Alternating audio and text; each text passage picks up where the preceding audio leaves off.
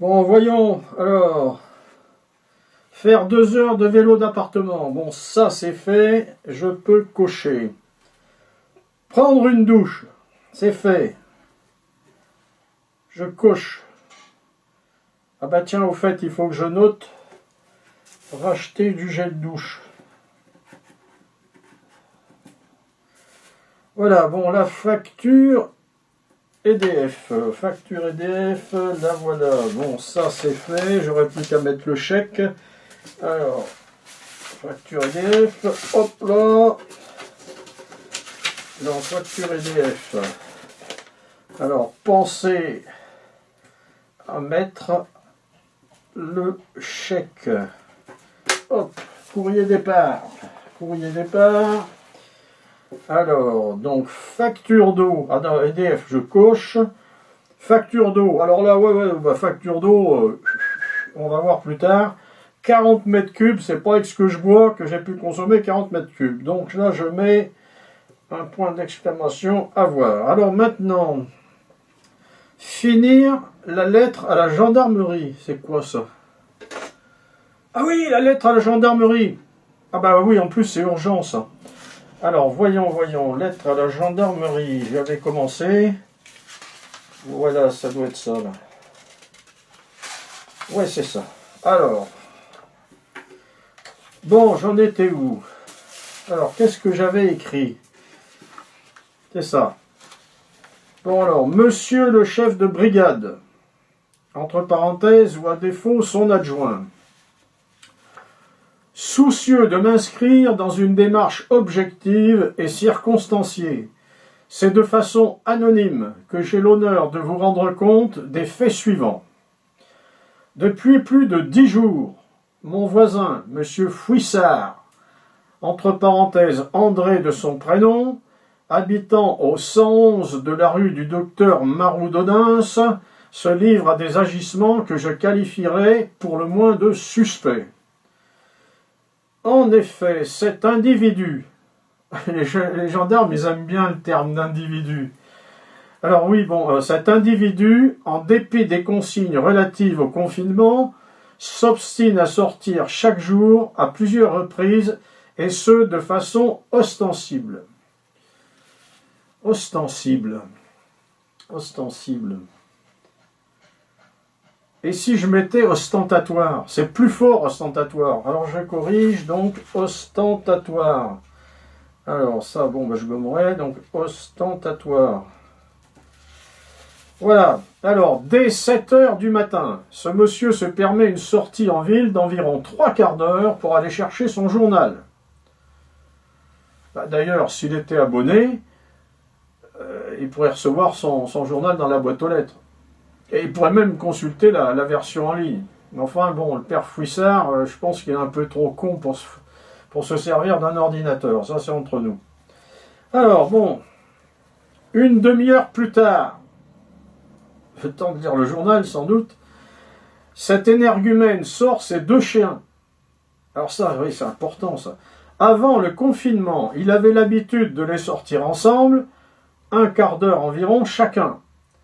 Maintenant, il les sort un par un, pas loin d'une demi-heure chacun.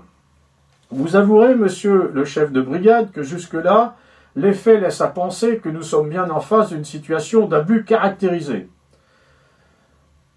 C'est bon, ça, caractérisé. Je pense que les gendarmes aiment bien en général. Mais les agissements de cet individu, ça fait un peu répétitif. Puis il faut le charger, le père Fouissard.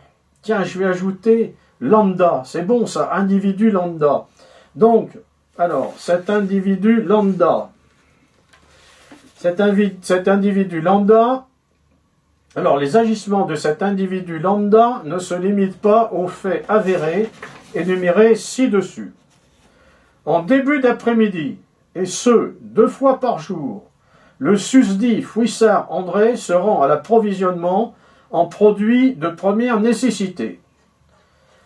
Ma longue vue étant hélas de faible focale, me permet toutefois de visionner des monceaux de papier hygiénique, des montagnes de cubiténaires, entre parenthèses, visiblement pas de la limonade, et de multiples sachets de couleurs vives que j'identifierai comme des gâteaux d'apéritif.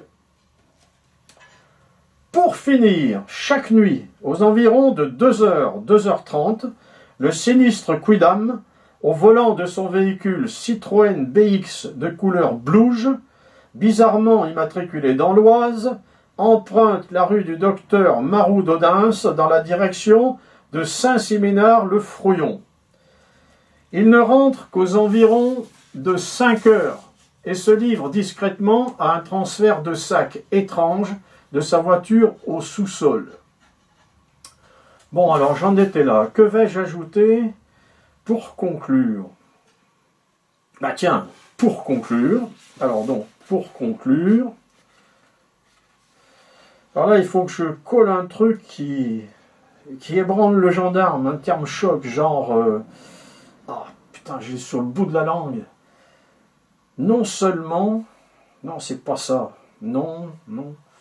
Nonobstant. C'est ça, nonobstant. Alors, nonobstant. Ben, ça veut dire quoi, nonobstant? Après tout, on s'en fout, allez. Nonobstant, je n'émettrai aucune hypothèse sur le degré d'indélicatesse et de forfaiture de l'individu lambda cité ci-dessus et vous laisse seul juge des suites à donner à la présente en termes d'enquête et de sanctions. Me bornant à exercer mon devoir de citoyen responsable, je vous prie d'agréer, monsieur le chef de brigade,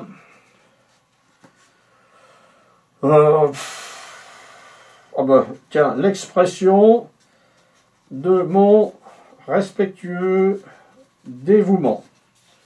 Ah, le 2020, hop, voilà. Bon, ça, alors, enveloppe.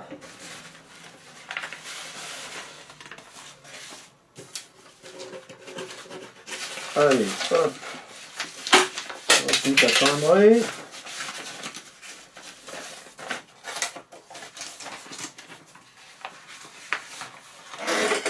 Oh bah tiens, mon scotch. Ah bah, voilà, évidemment, la seule fois où j'en ai besoin, il était là, il a disparu. Enfin bon, je verrai ça plus tard. Bon, alors, lettre à la gendarmerie, ça c'est fait, je coche. Alors, la suite. Les poireaux. C'est quoi ça, l'histoire de poireaux? Ah mais oui, les poireaux! Oh, oui, c'est vrai. Les voisins du 114 se sont barrés dans l'appartement qu'ils ont dans le Midi. Ils ont laissé un carré de poireaux dans le jardin. Bah, ça va leur servir à rien vu qu'ils sont pas là. Alors du coup, bah, ce que je vais faire, je vais aller dans leur jardin et je vais m'en faire un bon panier. Bah, alors du coup, bah, il faut bien que je pense à prendre la pince coupante. Bah oui, c'est pour pouvoir rentrer dans le jardin en passant par le grillage. Bon, ben voilà, il n'y a plus qu'à. Pour aujourd'hui, c'est bon. Bah j'y vais, hein, j'y vais. Je vous dis à bientôt. Et surtout, restez chez vous.